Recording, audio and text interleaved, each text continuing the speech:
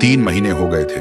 ज्ञान भाई की मौत के बाद राइस्टार जैसे हवा में घुल गया था। किसी को नहीं पता वो कहाँ है, जिंदा है या मर गया। तब से गांव में सिर्फ एक ही नाम का राज था, व्हाइट 444।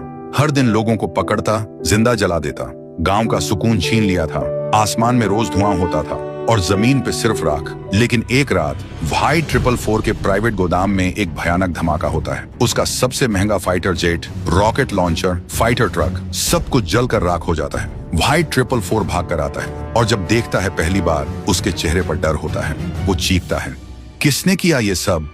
तभी आसमान में एक ड्रोन दिखाई देता है और उसमें चलती है एक ऑडियो रिकॉर्डिंग राइस्टार की आवाज में। मैं वापस आ गया हूँ, तुझसे तेरा हर गुनाह वसूल करने, ज्ञान भाई के लिए और हर उस बेकसूर के लिए जिसे तूने जिंदा जला दिया था।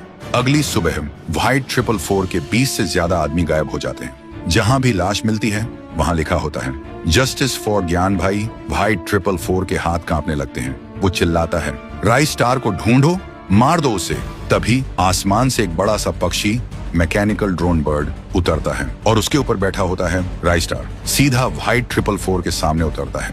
व्हाइट 444 बोलता है, तू है वो इंसान, बहुत मजा आया।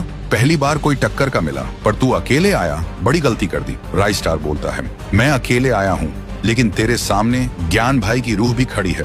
तभी अचानक धुआं उछाता है और शुरू होती है फाइट। राइस्टार एक एक करके व्हाइट 444 के सब आदमियों को खत्म कर देता है। जब धुआं हटता है तो जमीन पर व्हाइट 444 गिरा पड़ा था और उसके साथ सारे आदमी मारे, सब के सब खत्म। अगले दिन पूरा गांव एक जगह जमा होता है। राइस्टार ज्ञान भाई की तस्वीर के सामने दिया जलाता है। गांव फिर से शांत हो चुका था। आज हर चेहरा रो रहा था, पर सुकून के आंसुओं के साथ। और दोस्तों, अगर आपने भी ज्ञान भाई का बदला महसूस किया तो कमेंट करो। Legend never dies.